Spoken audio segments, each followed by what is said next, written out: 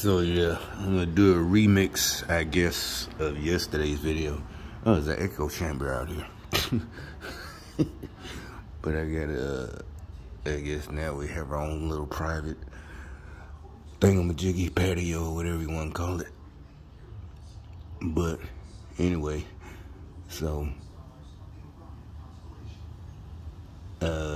yeah, I said some things that probably might get a strike or whatever. So anyway, I would do a remix about the Louis German video, but I'm gonna play it again. Policies.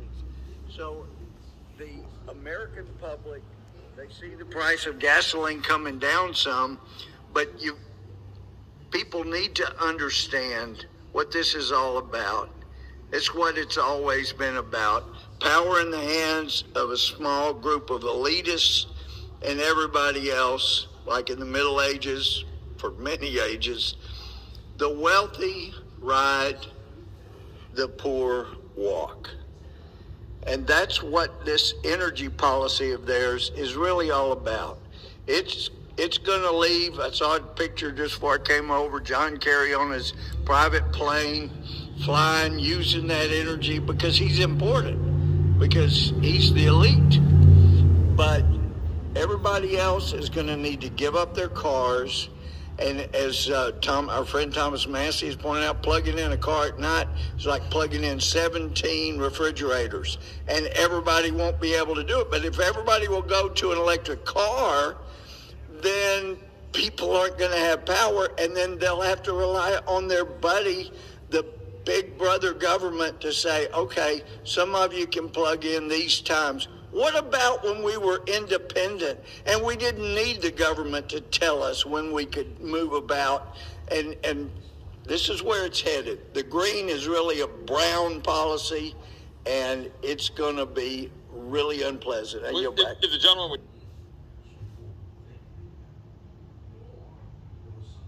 They'll have to rely on their buddy, the big brother government, to say, okay, some of you can plug in these times.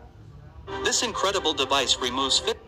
Yeah, see, that's like I said, they are the ones who feel like, just, I'm serious, that is one of the things I couldn't understand. You know, why I went to get help, was like, why are people mad at me? You know, like a lot of times I'd buy a hoopty, seriously, just to get back and forth to work. Because, you know, I had goals, so it's like, this is just temporary. But I didn't know they were actively sabotaging me. So I didn't mind riding in a $300 car. You know, I rode it for 2 years before it finally died. But that's a whole nother story. That's a big story. But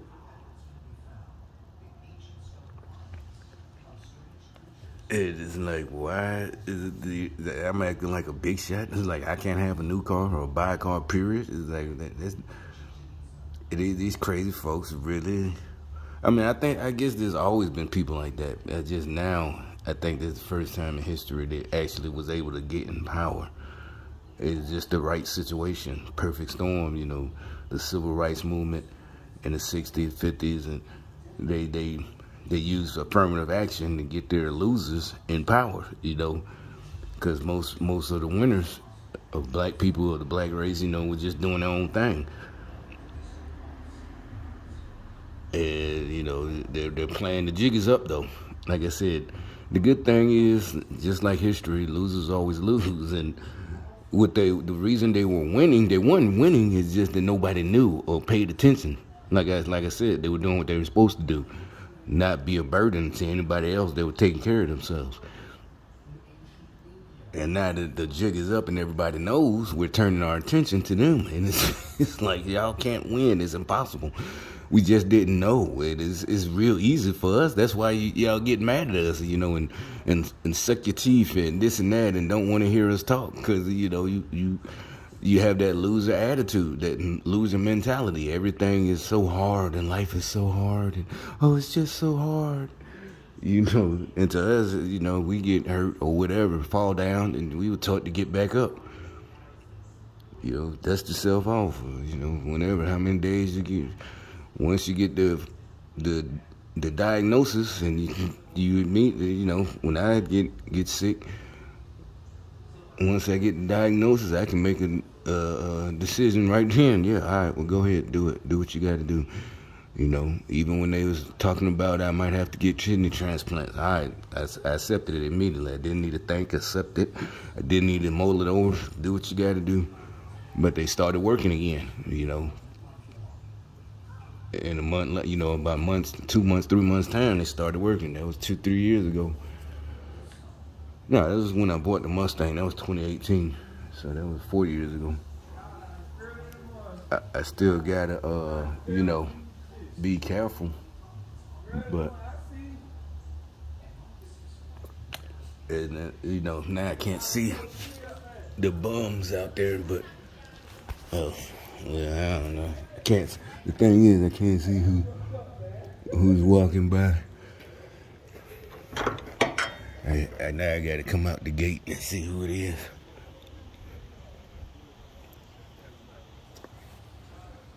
Oh. But anyway.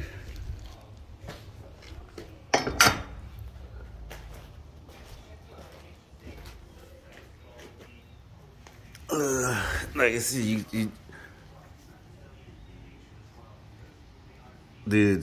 we're not the ones who, you know, just accept things. You know, we're gonna, like I said, we're gonna find out. We're gonna find a way to win, not cheat. We don't have to cheat. Usually, most things you just gotta follow the rules. It's just a matter of time now. You know. I think, like I said, that one that was just talking, I think these people really mean it, you know. I think they really going after these, you know, these Democrats and rhinos and communists. I think they really gonna do something. They know that they can't just say these things and nothing happens. They know people want Hunter Biden and they want him investigated, and most people already know. There's no need really for an investigation. It's already just throw him in prison. And like we all know, anybody who's been in the military, yeah, he's compromised. If you had a security clearance before, you get that as a private. If you're in certain jobs, you get that brand new, spanking new in the Army. You got to get it. They go back and talk to your homeboys in high school. They do all that shit. Your family. And so, yeah, he's, you know, people try to, oh, he's not the president. Biden, no, man. That's his son. There's definitely a security risk for the whole country, what he was doing. He's compromised. It's like, I don't see, you know, but we'll see. And we got like 4 weeks left, 30-some days. We'll see what they do. And if the people vote for Democrats again, and like I said, most of them are the ones suffering, the poor people. If you keep voting for them if you want to. You know, they, like I said, the place I was working at, the chicken joint last week, they pay $17, but for most people, that $17 is eating up. You know, it's just like you still making $8 for them. And they still on that, they on code. That's all they was talking about, staying on code and this and that. It's like, it's not just about black folks, man. This is about all of us.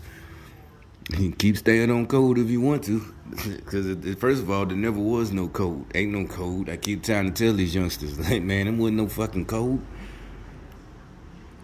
Just don't fuck up, you know. Basically, that's all it is. Do what you say you're going to do, even in the streets. If you owe somebody some money for drugs, you know, I ain't even talking about it as a crackhead.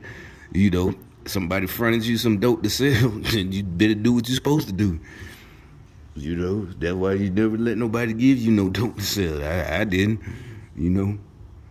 Shit, had a fucking job vacuuming and cleaning after school, you know, offices, and, you know, you get that little bitty check and then you buy some dope to sell. You know, that's what you do. But I already knew when I was about 13, 14 not to let nobody give you no dope to sell, because if you fuck it up, your mama find it and throw it away, or the police catch you, whatever, that's your ass. Damn, they don't want to hear what happened. Or when you're young, the crackheads, I remember this, they try to trick you and get bigger pieces.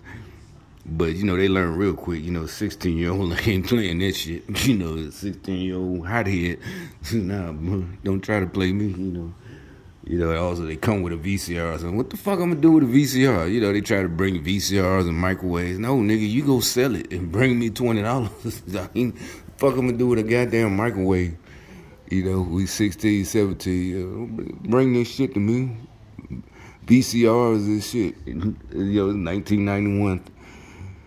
Everybody had one, but yeah, you want money. What the fuck I'm gonna do with a bunch of VCRs and shit that you just stole? Yeah, he probably stole it from his mama or something, his grandma. You know, the crackheads. Like I said, they were older than us. You know, they in their 20s and 30s, you know. That's why I couldn't imagine crackheads at my age. You know, the guy, what was his name, George Floyd.